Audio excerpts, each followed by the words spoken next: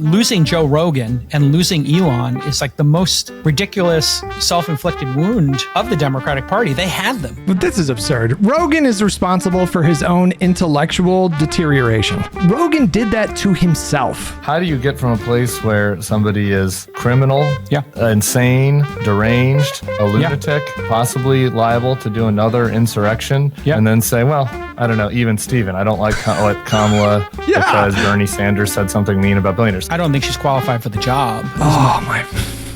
You had him on the podcast, though. You didn't even ask about January 6th. So this is I'm one of. I just don't understand how you get there from I thought he should be jailed to I'm going to host a fundraiser for him. Friends, if you have a second or two, click like, comment down below. I would really appreciate it. Thank you guys, and I hope you enjoy the video. This is a Bulwark interview with one of these like tech guys in the All In pod, and we're becoming like big Tim Miller stans here. So I want to watch this debate with you guys as well. You said you had Trump on, but of your co-hosts, you mentioned two of them. You also have David, who's like Friedberg, Friedberg, scientist, and token lefty, though maybe not that left, but Sachs and Chamath both had a fundraiser for Trump earlier this year. Yeah, that was a big seminal moment, I think, in the history of Silicon Valley and politics, because, you know, if you were to actually come out in public support of Trump in Silicon Valley, that would be, I don't want to say career ending, but it would be damaging to your startup. You would lose employees. So during the, you know, let's call it the hyper woke era of Silicon Valley, it was, you know, Trump, like in New York, Trump was considered an existential threat to democracy, capitalism, America. And, you know, he was so toxic that to even say you would vote for him was kind of crazy. Now, that doesn't mean people weren't voting for him, but you would. Bowlcut, who is older than me, I think, he says, God, I grew tired of Calacanis in about 2009.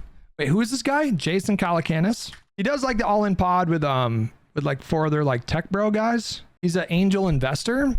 His first company was part of the .com era in New York. His second venture, Weblogs Inc., publishing company that he co-founded together with Brian Alvey, capitalized on the growth of blogs before being sold to AOL. Calacanis is also an angel investor in various technology startups and co-host of the All In podcast alongside David Sachs, Chamath Palihapitiya. Oh boy, I'm sure I butchered that. And David Friedberg. Never in 2016 or 2020 host a fundraiser for Trump. To your point, since you led us right there about this change, right? Like that this is something has changed, right? Where being for Trump would have been verboten and now it is not. I mean, that was, I guess, the fundamental point of the video that I'd put up, but that nothing has changed with Trump, right? Like Trump hasn't changed. I would agree with you that Trump hasn't changed. Yeah. I mean, I think there was a moment when people felt he was changing. Yeah. And I called that Trump 2.0 or All In Trump, some people called it, because he had an appearance where he was fabulously normal. He's an early podcaster from like the 2003 era, along with the Silicon Valley Reporter, a rag of a blog. He is kind of the start of tech and gossip blogging online. Gotcha. On All In. Yeah. And, you know, people came to me and said, wow, you're going to vote for him? Like, I mean, it seems like he's actually learned a lot. He's like maybe matured. He's got, you know, he's evolved and, you know, he's different. And then, of course, after the first assassination attempt, we watched that RNC speech and people were like, hey, first half of the speech, he seems like a changed guy. Like, I guess almost dying would do that to you. In the second half, he went right back to incel comic, you know, name calling. And so I think he should be up right now 10 points at least if he was that Trump 2.0. And maybe JD Vance is that, you know, in my mind. Which I don't know about 10 points. Like, I don't know. When is the next time we're going to have a president who's going to win by 10 points? Things are so polarized in the 21st century. There's maybe a handful of candidates, like maybe Michelle Obama. Maybe she could win by 10 points, but I'm deeply skeptical of that as well. Which is somebody who believes in traditional American values, free markets, less spending, you know, doesn't believe in identity politics. And, you know, but Trump has obviously reverted back to full incel comic grievances, you know, adjacent to kind of racist, sexist stuff, right? So what do you think that explains the change in attitude towards Trump and maybe about your co-host specifically? I think it's social pressure.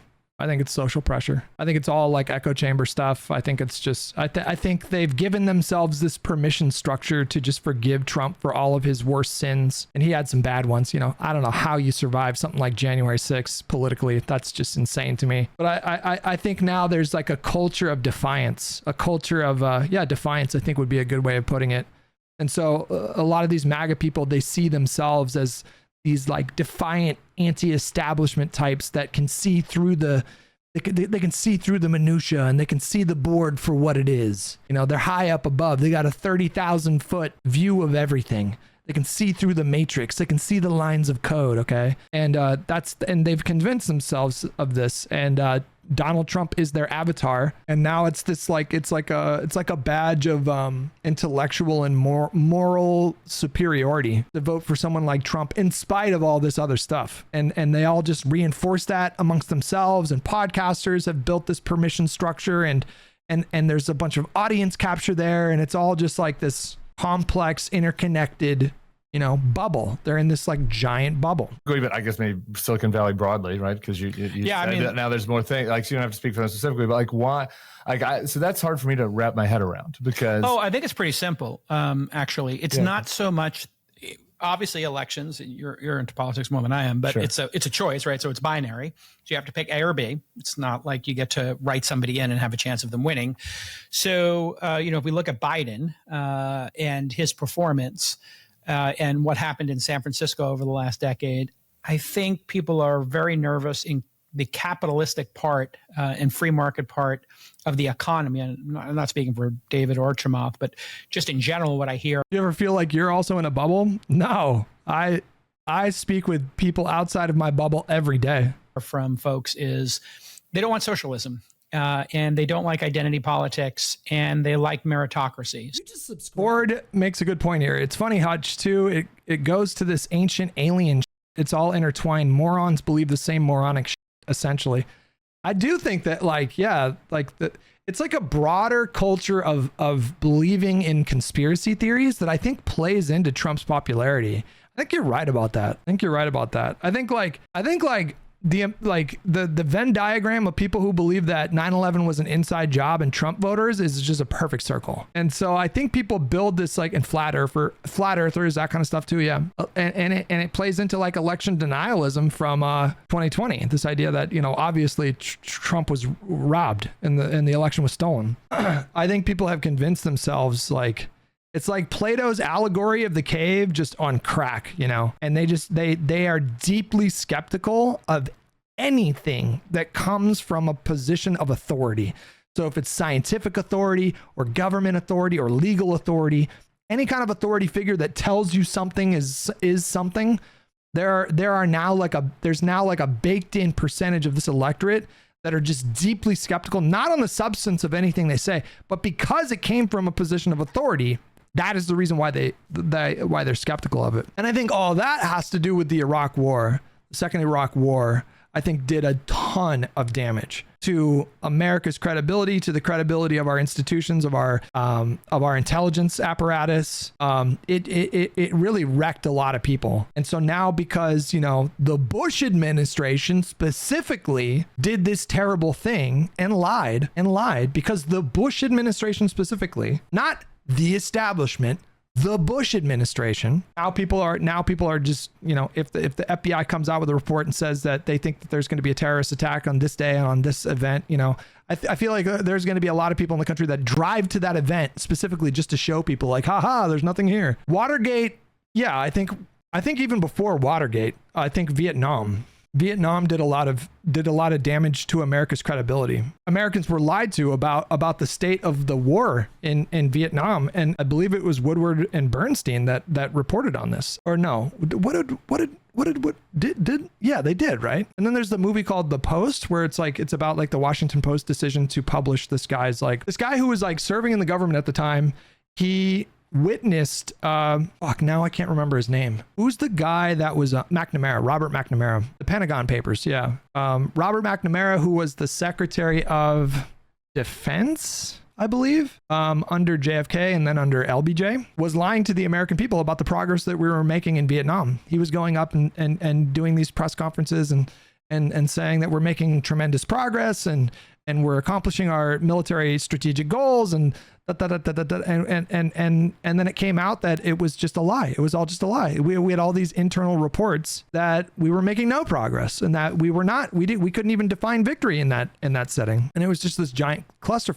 And then after that trauma, that was a national trauma for the electorate to confront the fact that their government had lied to them, just bald-faced lied to them. And then just straight from that, you get into you go into Nixon, and then 4 years later, when did the Pentagon Papers drop? 1971. That was during Nixon, but it was a report, I think, largely about now I'm getting the timeline mixed up. Anyways, so you had the Pentagon Papers, and then you had Watergate a year or two later, and then you had this sort of like national malaise, that Jimmy Carter spoke to in his crisis of consciousness, or his crisis of conscience speech that he gave to America, where he addressed this like looming sort of pessimism about the future of America.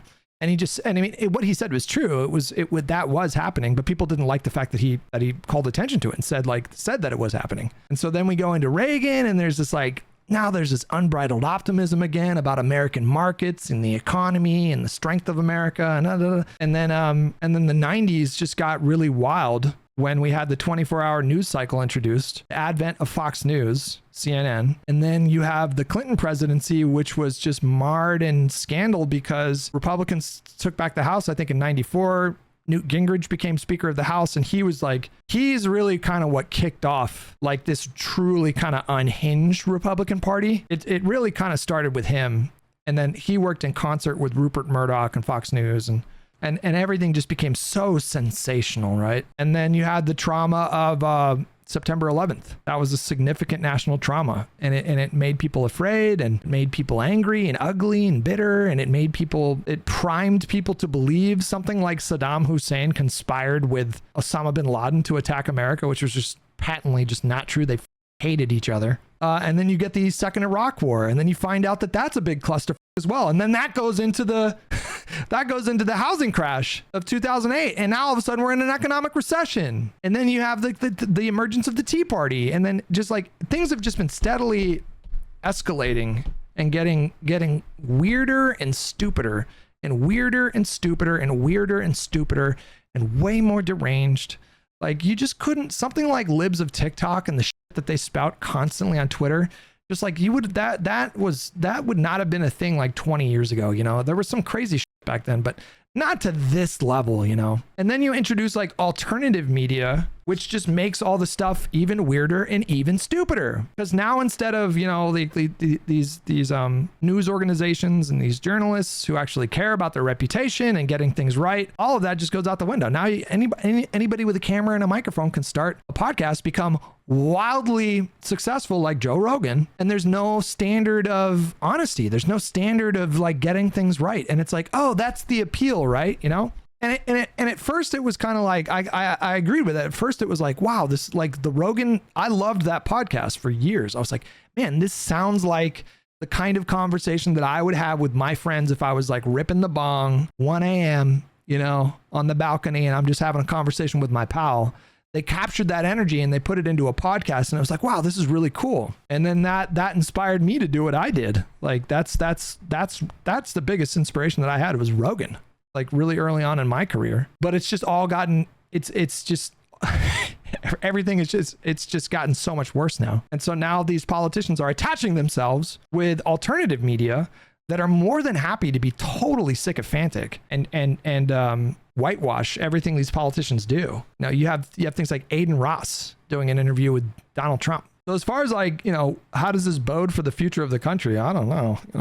It's concerning. It's deeply, deeply, deeply, deeply concerning, because we're at a juncture now where I don't think it's hyperbole to say that a significant chunk of the electorate has completely detached from reality. That they're not tethered to reality. They believe in satanic cabals that are eating children, and there's tens of millions of people that believe this, and it's all connected, right? It's all connected. It's all connected. Going back to, somebody mentioned Bay of Pigs earlier. That's a really good, going back to like Bay of Pigs, JFK getting assassinated, the debacle of the Vietnam War, Martin Luther King getting assassinated, Malcolm X getting assassinated, Watergate, the Pentagon Papers. the Newt Gingrich era of politics and the advent of the 24-hour news cycle on September 11th, and then the recession, and then the Tea Party, and then Gamergate, and then Trump and MAGA, and it's all just like, things are so wild right now. And our wildness is spreading all over the world. It's seeping into other countries now. And, well, it's been doing that for years now, but there's a lot to be concerned about right now, I would say. So there was a moment where, DEI kind of was the main focus in Silicon Valley. Everybody had a DEI department. Everybody was obsessed with it. And now founders have started talking about merit, exceptionalism, and intelligence. MEI, I think, is their counter trolling. And so if you have Elizabeth Warren and Bernie Sanders attacking capitalism, success, that is how I think a lot of folks have been flipped by the Republicans. And if you look at Joe Rogan, Elon, Chamath, and a number of folks, they all voted for Biden. They all voted for Obama.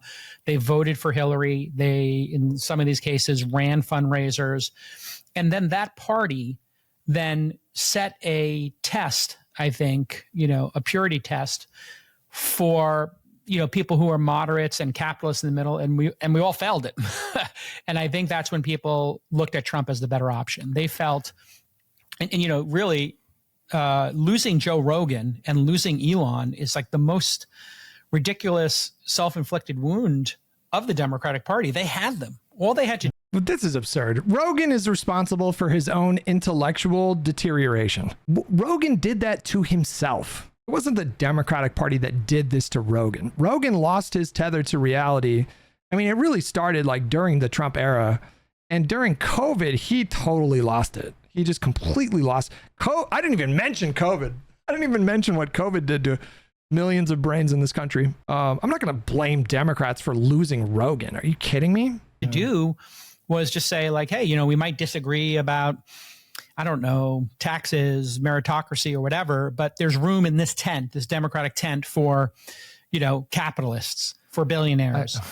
I guess I don't. And they kicked them out. That's the part I don't really get. I mean, Bernie Sanders and Elizabeth Warren lost in the Democratic primary to Joe Biden, who did not institute any type of socialism, who passed a lot of bipartisan bills, frankly, and the CHIPS Act and infrastructure type stuff. Yeah, no, I just think it's the general tone.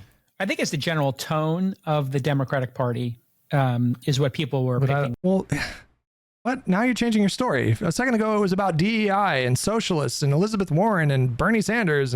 But Kamala is not running on DEI or socialism. I mean, like her platform does not include anything related to socialism. There's no threats to There's no threats to capitalism. I dug Emhoff on the podcast last week, and he called himself a capitalist. Yeah, most people believe she's lying in her move to the center.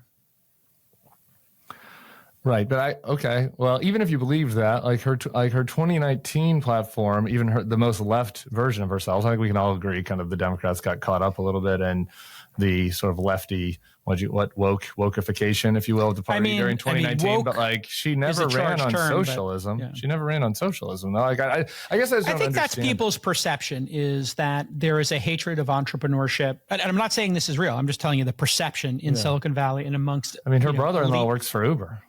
What's that? Her brother-in-law works for Uber. Her husband her brother-in-law is like a top lawyer for Uber, I believe. Yeah, you're making a great counter case. I'm just telling you. You asked me how it happened. Okay, sure. This is how it happened. You don't. Right, he's saying it's bullshit though. He's saying it's based on lies. Don't invite Elon to the EV summit. That's kind of like not inviting Michael Jordan to the All-Star game. Yeah. Well, he didn't support unions. That's the reason why the Biden administration didn't want to align themselves with corporations that were like busting unions. You kind of get the message loud and clear as entrepreneurs. You introduce a wealth tax. You put a tax on people selling their homes in LA or in San Francisco for over $5 million. And if people feel like you're constantly under attack for building and creating jobs, that was what the Democratic Party did to capitalists in their minds. I'm not saying it's true. You can make counter arguments for it. I'm telling you about the perception I hear from inside the. I would argue that the reason why the perception is as such is largely because of alternative media, because of like podcasts like his room where people discuss these things that go out of their way to obfuscate and whitewash everything Trump does. They feel like the Democratic Party is absolutely anti-capitalist. And I think the process in which, they hid Biden's, mental capacity, and then Kamala not having to, do a proper primary, they consider all that part of this deep state machine of elitists. And did the Trump campaign run a proper primary? They didn't even debate. They didn't do a single debate. Smirking like, come on. You're on it's a 4 podcast of 4 billionaires. So like the deep state elite. I'm not a billionaire. Okay. But I mean, that's like a superficial, I would say that's a superficial way of describing us. We're actually, 3 of them are immigrants, and we're all self-made. So you can be dismissive and say, well, no, I'm just saying, like, you're talking about other elites. Like there's some elite cabal. Yeah, I think they say Elon elites, they mean runs one of the biggest social media platforms. Like they're all. So the thing you're missing, Tim, is self-made people versus. Dude, I love Tim Miller, bro.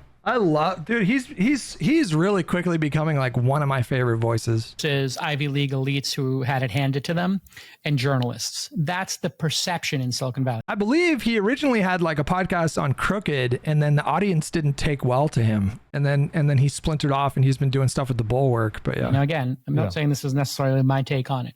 You take a bunch of people who are self-made. Yeah, Tim's conservative. He's a true never Trump Republican. Yeah, and then you start attacking them. And you just sort of take over the Democratic Party, and you don't have a primary, and you hid this guy who is obviously in mental decline. That's the kind of stuff that kind of counters. Would it have been better for the party to have a contested convention? Obviously not. Like, in retrospect, it was obviously the right move to replace Biden with her. I don't know. How could you even attack that? Because like all of a sudden it's better for democracy if we force a contested election? How is that better for the party? How's that better for democracy? Like he's white knighting people that don't exist in the Democratic Party. Like he's trying to speak to this imaginary Democratic voter that is somehow like a true Biden dead ender that like is pissed. What did they do to Biden? And and it's unfair that they replaced it with Kamala. I feel like the party, and I'm talking about the electorate, the voters, are overwhelmingly behind Kamala as the nominee. So how is that anti-democratic? How Silicon Valley and how capitalists think. They think about performance, they think about meritocracy, they think about radical independence and being self-made. That's their worldview. And then when a bunch of elite people, and by elites, the derogatory comment is Ivy League educated, working as journalists, working in think tanks, working in. To me, when I hear elite, what evokes in my mind is people that have an outsized influence on politics. That's what I think of when I think of the elite. People that have way more influence on candidates, elections, policy than just your salt of the earth, like middle income earner in this country. And to that extent, if you're a billionaire like tech VC, you have way more influence on politics than someone like me or anybody in chat. That's what I think of when I think of elite. So this idea that you can insulate someone like David Sachs is not the elite. Are you kidding me? Politics, but having created jobs. And then that's the tension that I think led a lot of them to flip to Trump. Yeah. And so that's the answer to your question. Why did they flip there? I think the Democratic Party and that elite machine kind of made them feel like, even though they were donating money, that they were hated. Does that make sense? Yeah. No, I mean, no. And yes, it makes sense that they think that, but the argument doesn't make sense. I mean, Kamala went to Howard.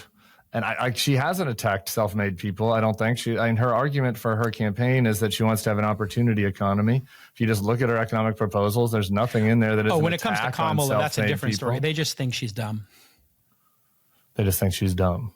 That's not what I think, but I think generally people think she's not that bright and not well spoken. And they think that Donald Trump is what? Smart? Oh my God, bro. Yeah, you had somebody who went to Howard University who became a lawyer, was elected twice to be DA of San Francisco, was elected as the Attorney General of California, who was a seasoned, successful prosecutor, who then went on to be elected as the junior senator in California, who then went on to become the vice president of the United States, and people think she's stupid? Okay. Especially if you're going to be the guy that's like, oh, I think she's stupid, that's why I'm voting for Trump. Are you... Donald Trump was talking about the size of Arnold Palmer's hog, literally, not a joke, at a rally today. He decided that he would do a political rally, and what he decided to talk about today was the size of Arnold Palmer's penis. Literally, okay? I think they think it's a better option, and they think JD is very smart. So, yeah, that's what the people who have flipped. That's their perception. Yeah, sure. Let's just go back to your perception for a second, because you sent one tweet you really agree with, and I want to have one agreement here for a second. You wrote this. I liked this a lot. You wrote, "My Lord, what a run up! The last two administrations added $8 trillion each to the debt, and the stock market has ripped. Entrepreneurs in the U.S. are violently and consistently building amazing, humanity-changing products. Unemployment is at record lows, and wages are rising faster than inflation. You can learn anything, anytime for free, and y'all are miserable. This is the golden age, so soak it in. It can be a lot worse." I totally agree with all of that. That is the thing that's so flummoxing to me, is like, you just like, there are plenty of little criticisms you could make of Biden or Kamala or their policies or all this, but like, I mean, we are not in American carnage right now. There is not an attack on entrepreneurship. So I don't understand why this is the moment to look at, to say, we really need a radical shakeup of the system. Yeah. I don't get that. Yeah. So what the counter argument that these folks make is, how do I architect this? So there is a new phenomenon that people perceive the economy, and this manifested itself after Bill Clinton, and it happened during Obama. And I'm not a political science expert, but people's perception of the economy bifurcated and became inversely correlated with their political party. So during a Republican, like during Trump, Republicans thought the economy was great, Democrats thought it was terrible, and vice versa. And there's a psychological phenomenon here of this tribalism that's been talked about, and they've written about it, but it didn't exist actually during Clinton and Obama and Bush and other presidencies. It was minor, like maybe 10% difference of perception of the economy. Now it's just become totally tribal.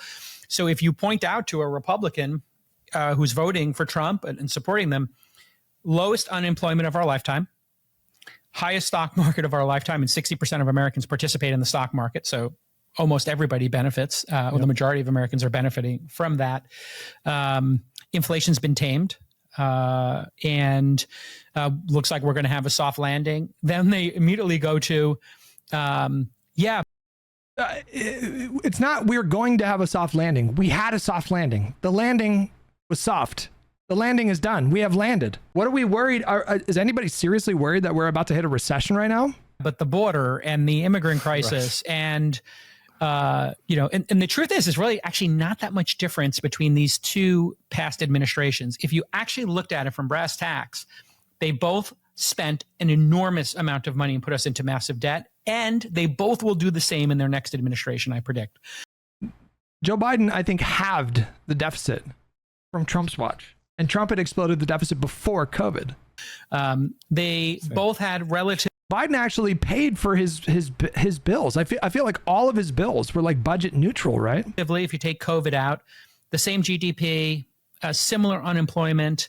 I mean, everything's been basically the same. So any perception you have of this, or when you talk to partisans, you can tell who a partisan is because they'll look at it and say, oh my God, people are suffering. There's always people suffering in the world. That's the nature of human existence.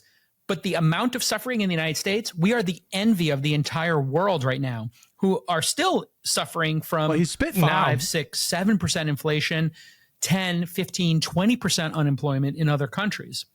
And so there is an argument to be made that obviously printing money has created a lot of this, and government spending is not healthy at this level, and it's going to be cataclysmic if we do it for two more. If we do this for two more administrations, it'll be cataclysmic. One more administration, we might survive it. this happens for 8 years of Kamala or, 8 years of Trump and then Vance, this country is going to have really seismic level problems. It will be cutting services at a rapid rate and raising taxes. I mean, bear in mind, they've been saying this for how many decades? 4 decades now? Taxes at a phenomenal rate. All right. I want to get to January 6th, but just to put a button on that. I mean, maybe they're right, but I'm just saying, I feel like they've been saying this for literally 4 decades. Right? So we both agree that the deficit is a big problem that neither party is taking seriously. But we both agree that the entrepreneurship, capitalism, the economy during the Biden-Harris administration has been basically fine. And that the policies that they have put in place have, like, maybe they goosed inflation, I think, probably by spending a little too much time at the beginning. But besides that, it's hard to come up with specific policies that are attacks on, entrepreneurs. Yeah, it's more the vibes. People feel, that they are not.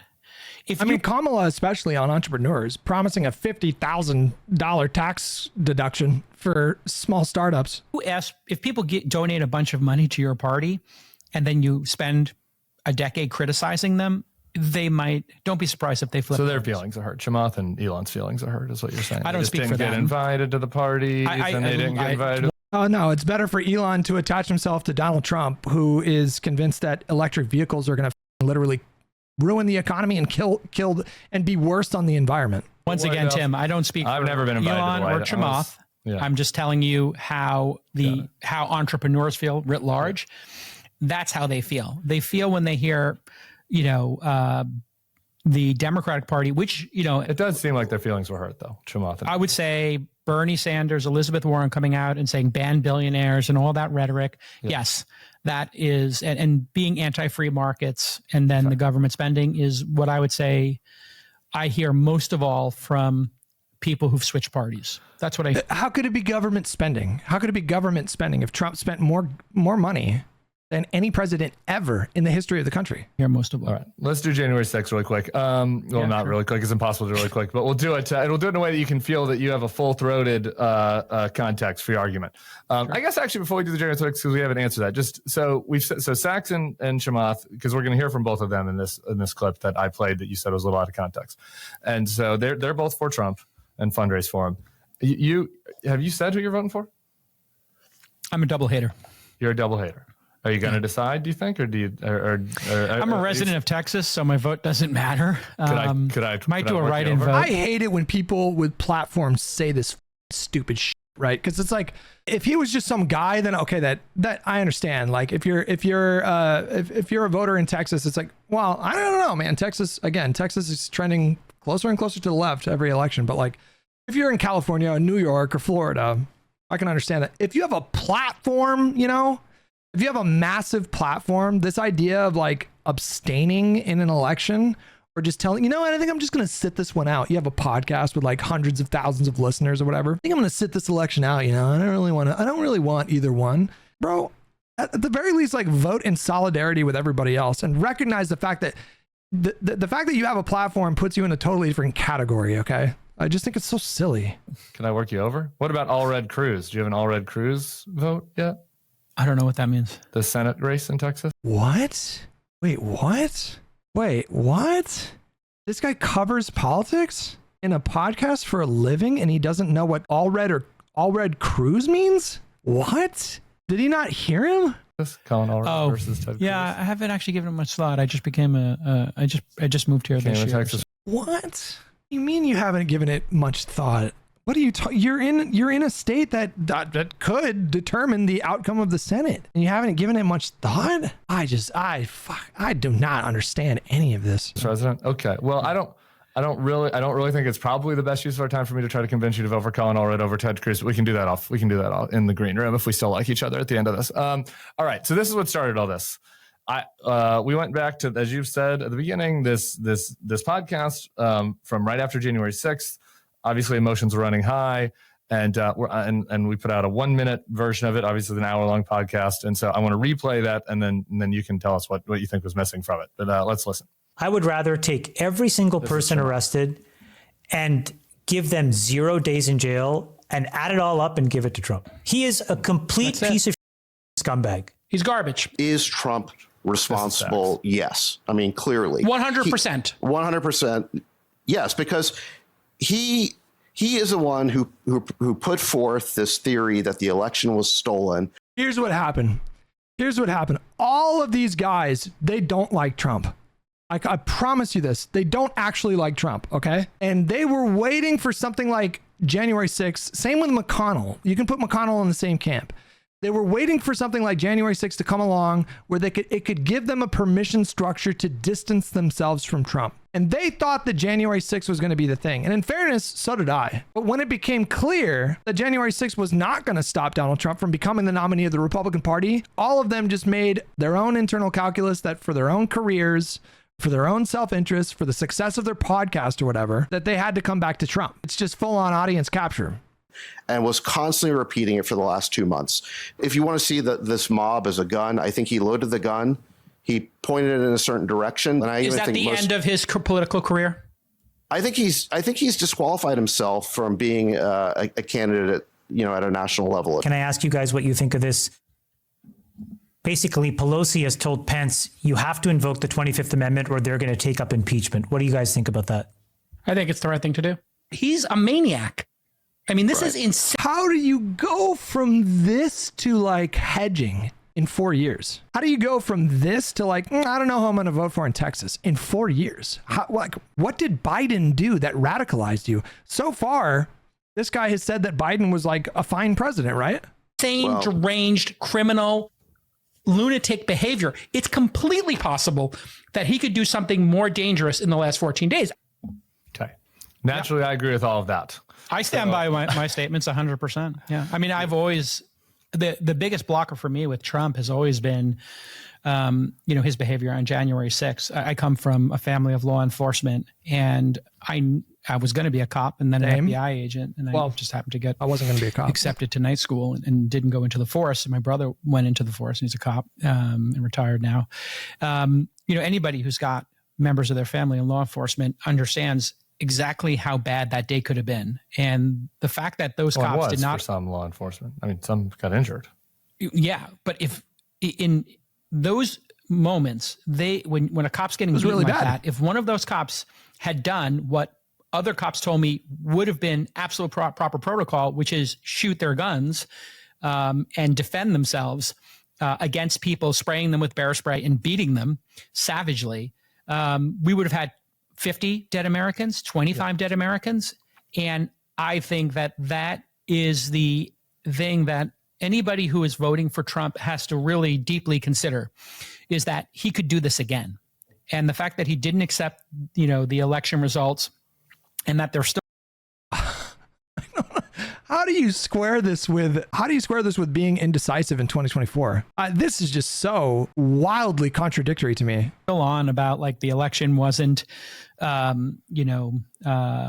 clean election, despite them doing everything they could to fight it, and every lawsuit getting turned over by Trump judges half the time.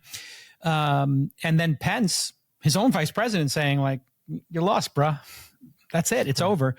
And then his own family saying, hey, call off the hounds. You sent these people there. You said fight like hell.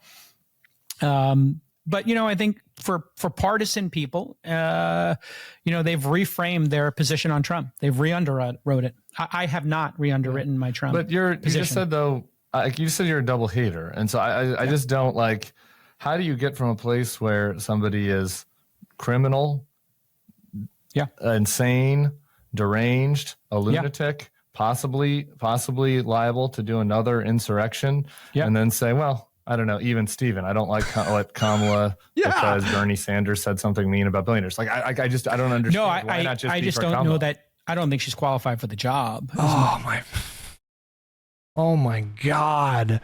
What are we listening to? I cannot believe this, you guys. I mean, she's been an attorney general, a senator, vice president. Yeah, I am not impressed by her at all. Sure, and but I think there are plenty of people I'm not impressed by that I would vote for over Trump. I mean, I guess I disagree with you on Kamala, but basically you're making a strong argument. I don't disagree. I would vote for Dan Crenshaw over Donald. Like, if my options were Dan Crenshaw and Donald Trump, I would vote for Dan Crenshaw. I'm not impressed by him. right? 35 people in Congress. I mean, I would probably vote for all of For them. all the reasons he so succinctly laid out 5 minutes ago when he was talking about how terrible Trump was and what he did on January 6th. Over Trump, except Marjorie Taylor Greene or Donald Trump? Oh my God. I don't know. That's really hard. If my options were Marjorie Taylor Greene versus Donald Trump, I feel like that's a wash. I feel like in that spot, it would be perfectly justified to be like, I'm just not going to participate in this. She might be worse than him. That's really tough though. That's really hard. maybe Marjorie Taylor Greene. I don't like. There you go. Yeah. I don't know Ilhan Omar, but like, I mean, you could pick a random person out of the hat. I would have over Trump. I don't understand what. Like, how do you go from saying this person should be jailed, he's disqualified, he's a maniac, to being like, well, I don't know. Well, I'm not a fan of either person, and I'll probably do a write-in vote. But I don't think Trump's going to win, if I'm being honest. I think women who had their rights taken away by Roe v. Wade, which is my second major blocker with Trump, January 6th being number one and overturning Roe v. Wade number two. I think women are going to come out in force, and he's going to get shellacked. Yeah. But I could be wrong. You know? I don't know. I mean, but like, I'm no political expert. Sure, you had him on the podcast, though. You didn't even ask about January 6th. So this is I'm one of. Chamath wanted him to I was going to go to it. A piece of scumbag, and then he comes on the podcast. Yeah, you can ask Chamath. Wait, what? They had him on their podcast? When? This is so damning to me. All in podcast 3 months ago. In the thumbnail, they're all like smiling and laughing. That is so difficult for me to wrap my head around. I was going to ask him about it, and we ran out of time. How do you not get to wait? How do you not get to the most important question that you could possibly ask, especially after all of you are on record saying that it was utterly disqualifying what he did? That's insane to me. 25% of the questions, but I did get my 2 questions in about abortion, which went national news, and visas and immigration, which went national news. So I had 3 questions I wanted to ask, and in my interview technique, was going to increasingly go with the more difficult ones. And then when we got to January 6th, they pulled the plug on it. Yeah, But no, sincerely, Tim. You're laughing, but I don't know. No, I'm laughing because it's just like, I mean, did you hear my other questions? I did. They were fun. They were tough questions. I mean, I'm the only person who asked tough questions. Yeah, you're the only one. But I followed up like 3 times. Why don't you look at your colleagues? You don't. In the post game though, then I listened to the post game, and it wasn't like you were like mad at them for not asking him, or you didn't say like, "Hey, Chamath." No, I mean they're not journalists. You thought he should be jailed. Yeah. Like I just don't understand how you get there from I thought he should be jailed to I'm going to host a fundraiser for him. Well, does he no longer think he should be jailed? You have to ask them. Well, why don't you ask him? No, you guys have a podcast you meet every week. Isn't that? Yeah, we've had the debate many times on it. Yeah, we've had. So then, do you understand what changed? I mean, again, Trump. Chamath did a whole episode where he talked about his re-underwriting of it. So you can listen to that episode. Yeah, I'm saying, I'm here to talk about my opinion. I can't tell you about theirs. Yeah. Well, but your opinion is still neutral, though, which I'm struggling with. Like, I struggle with I think Trump's an existential. I think Trump's. Is Kamala an existential threat? I think if she spends a ton of money, I think they're both existential threats. If they spend another $8 trillion, yes. So you said you weren't a politics guy, so maybe I'm going to try to win you over here. Okay. Go ahead. The Senate right now is 51 to 51 to 49, excuse me. And Joe Manchin is one of the Democratic senators. He's not running again. So the Republicans are going to win that state. That's West Virginia. Yeah. So the Republicans have at least 50 senators. They're almost certainly going to win the Montana Senate race, which is John Tester. He's running. Nice guy. Lost a couple fingers, but it's just Montana's pretty red these days. And so the Republicans are going to have 51 Senate seats. There's nothing I just don't understand. Like, if the threat to Trump is he might try another insurrection, he's going to mass deport people, he might unilaterally put in a tariff, and the threat to Kamala is she might spend a lot of money, but there's going to be a Republican Senate. It just seems like also like you're a risk assessment guy, right? When you're deciding what to invest in, isn't general risk analysis part of? Yeah, I think she's a bit of a neocon, and I think the one thing I do like about Trump, I will say, a neocon. Yeah.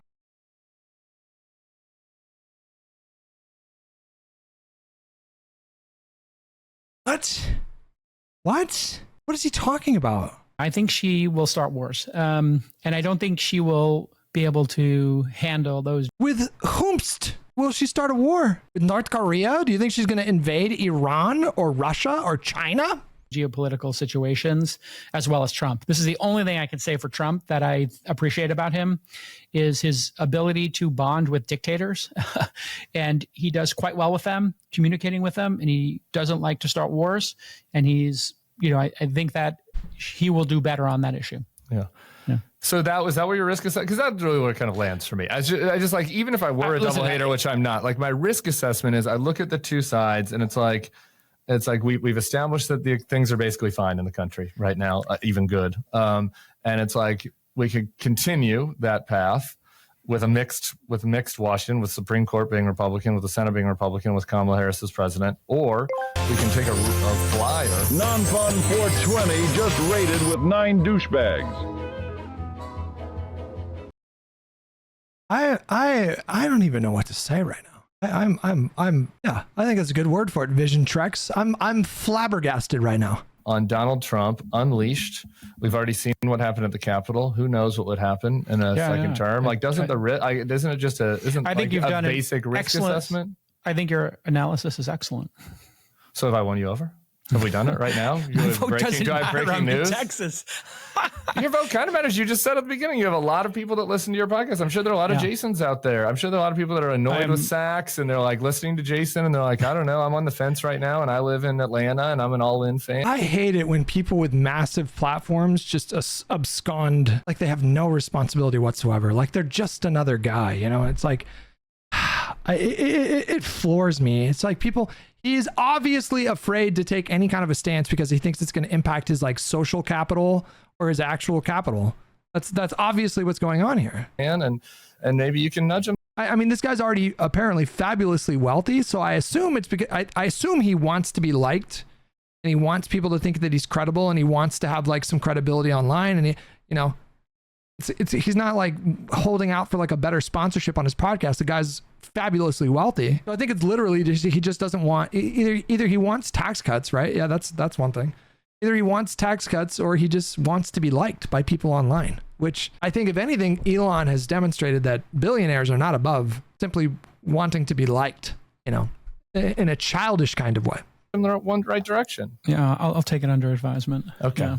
All right. That was a good try. I mean, I tell you the other issue I have with Kamala is not going on any adversarial podcasts or talking to people who are adversarial. She's doing Fox this week. I finally, yes. I give her credit for doing Fox. I'm sorry. Did Donald Trump sit down with Rachel Maddow? Did he sit down with like Dana Bash this week? Yes. Okay. That's the other big thing. Like I really feel like there should be 3 debates. I agree. And that there should be 3. I agree. Anybody who's a presidential candidate should have to do 3 primary debates and 3 regular debates, presidential debates. And like, I think Trump did 2 debates and Kamala did 1. And neither of them did any primary. And then Kamala had no primary process. Yeah. So what do you think of that? The hoops that this man just jumped through to give Trump an edge on debates over Kamala. The hoops that this man just jumped through is insane. Trump did do 2 debates. He did 1 debate with Biden, 1 with Kamala. That not having a primary process. I wish there was primary, but also parties picked presidents like this for a long time, and so I don't really see it as a grave threat to Who would you rather have than Kamala?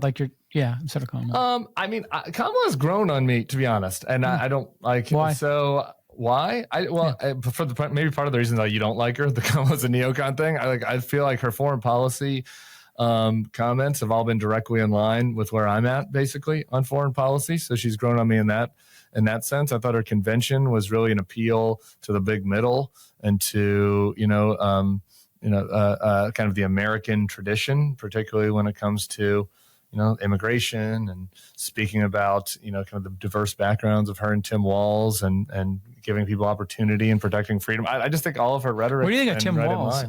I didn't like that pick. I wanted Shapiro. Me too. I like Shapiro a lot better. Why didn't you pick Shapiro? It makes no sense to me. Like, is it this idea of like you don't want somebody who's a little bit brighter in terms of shining bright, not bright? Yeah. Bright. I think I have on pretty good authority. I think that the reason was simply vibes. That like her and Walz. I mean that's what she herself said. She's just said it was like a gut call. Walz clicked.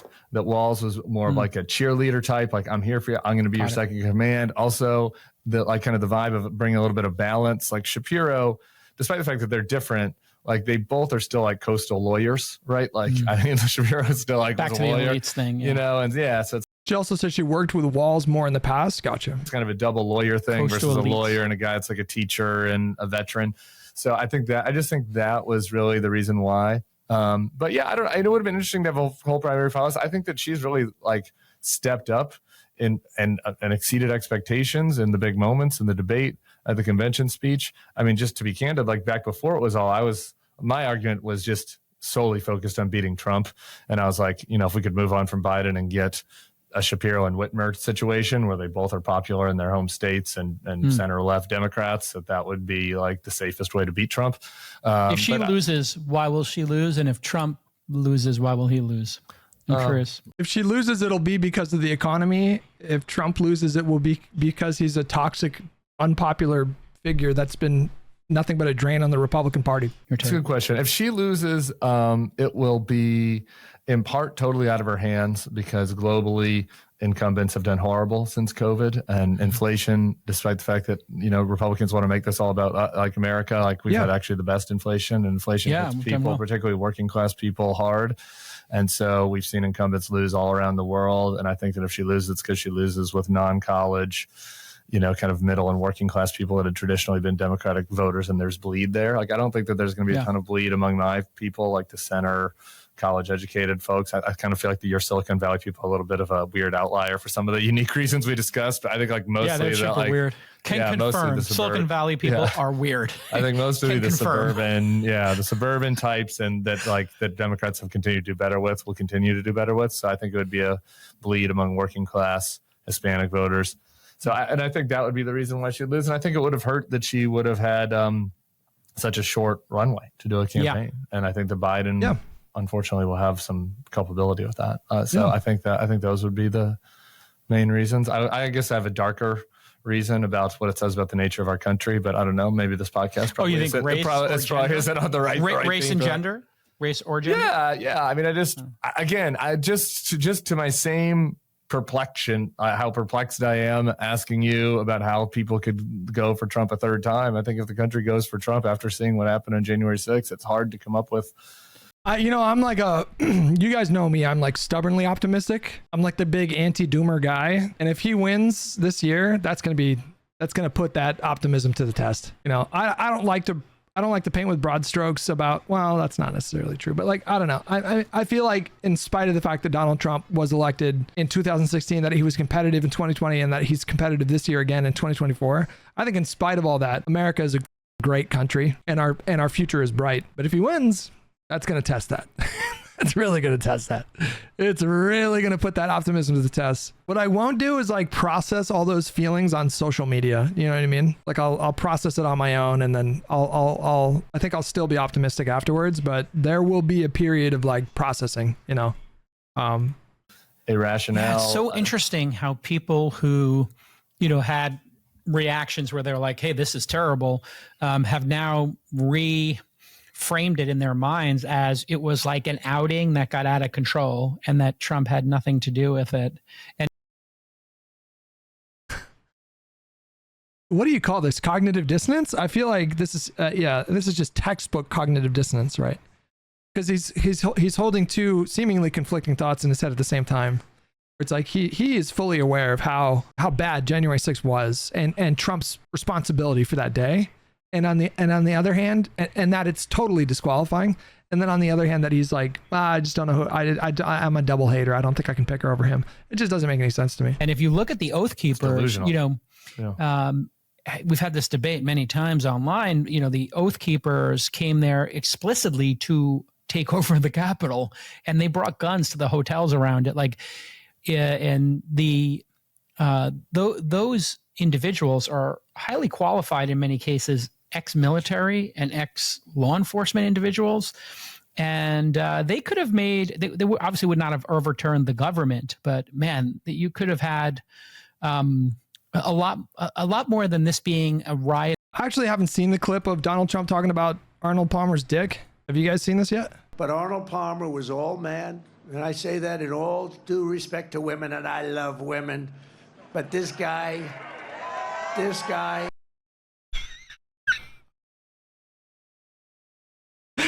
This is like, he's like a character in Anchorman. He's like a character in Anchorman. And don't get me wrong, I love the ladies. And then he's got a crowd of people behind him cheering like, yeah, women. But Arnold Palmer was all man. And I say that in all due respect to women, and I love women. But this guy, yeah. Oh my God. God, who is this crowd? Woo! This is a guy that was all man. This man was strong and tough. And I refuse to say it, but when he took showers with the other pros, they came out of there, they said, oh my God, that's unbelievable. I had to say it. We have women that are highly sophisticated here. But Arnold Palmer. What in the world? What is going on in Trump Town? Holy moly. That got out of control kind of situation. These guys. If Mark Milley would have been Michael Flynn. Yeah. Or imagine if instead of Brad Raffensperger in Georgia, Marjorie Taylor Greene was the Secretary of State and actually did try to find the votes. I mean, like there were so many catastrophic, and again, this just circles me back to the risk assessment. Like there were so many catastrophic potential outcomes. And it's like, I had a debate with Dan Crenshaw last week, and I use this analogy. I was like, it's like when I listen to Sachs, Schwartz, and some of these people who've come around and changed their views, and Dan for that matter, it's like saying that I got hammered at the bar. I drove 100 miles an hour from LA to Vegas to go gambling for the night. I spun out on the highway and flipped around 3 times and landed going straight and ended up in my hotel in Vegas. And meanwhile, my friend over here was like following the rules and got T-boned. And the lesson that I take away from that is that I should get hammered and drive 100 down the highway again. It's just like, just because we survived it doesn't mean it. That's a really good way of putting it. Oh my goodness. He's a clever boy. It was okay. Yeah. Like it was it was wildly dangerous. What do you think of the law? Like this guy's smiling and nodding his head, but I don't think he realizes that Tim is speaking directly to him. You know what I mean? Horrible. I'm curious. Accusations like this first case that they did against Trump, obviously with like election, the hush money case. Yeah. And like kind of extending that one felt like to me the weakest of all the cases. It felt like a little bit like it was lawfare and political, whereas the other ones don't seem as much. And their claims, you feel like I agree. I mean, I agree that it was the weakest of all the cases. Rock Candy, thank you so much for the gift of sub, buddy. But again, like we have a system of, and I mean, John Edwards was charged with a similar thing and got off, and he was a Democrat. But as for the January, the lawfare thing, this again, I know you don't speak for Chamath, but I want to go back to the podcast. He said that he wishes that all of the people that stormed the Capitol, we added up all of those sentences and gave them to Trump. That was a current Trump donor's view. It's like, I agree with that. It was Trump's fault. If there was anyone except Trump that had lost, including people I hate, like if it was Ron DeSantis or Ted Cruz or Bernie Sanders that had lost, like they would have just conceded and there wouldn't have been a rally that day and nobody would have charged the Capitol. Like the only reason anyone is in jail is because Trump lied to them. Yeah. And so like, so then to say it's lawfare, I don't get that. Like it's Trump. It's obviously Trump's fault. It was plain that it was Trump's fault from the moment that it happened. So I'm in total agreement that he was culpable that day. I think if he had just said, we're going to go there and it's peaceful, be peaceful and don't fight like hell. And if he had actually like, not told the oath keepers. This is all it takes us to like he lost clearly, right? There shouldn't have been a rally. He should have been working with the Biden team on the transition, like every other president in history. Yeah, and they will bully you into saying that you're overreacting about January 6th, and that's what I face. I mean, constantly online, people are bullying me like, "Oh my God, there was just a guy in a shaman outfit." I'm like, yeah, the mentally ill guy in the shaman outfit is different than the guys who brought long guns to their hotel and then were acting in formation to breach the barriers, and a woman jumped through a window with a pistol in her face from a Secret Service agent who begged her not to jump through the window. And she decided she would breach that window with multiple guns trained on her saying, do not jump through that window. We will have to shoot you. And she still did it. I mean, you want to talk about Trump derangement syndrome? That's the definition of it.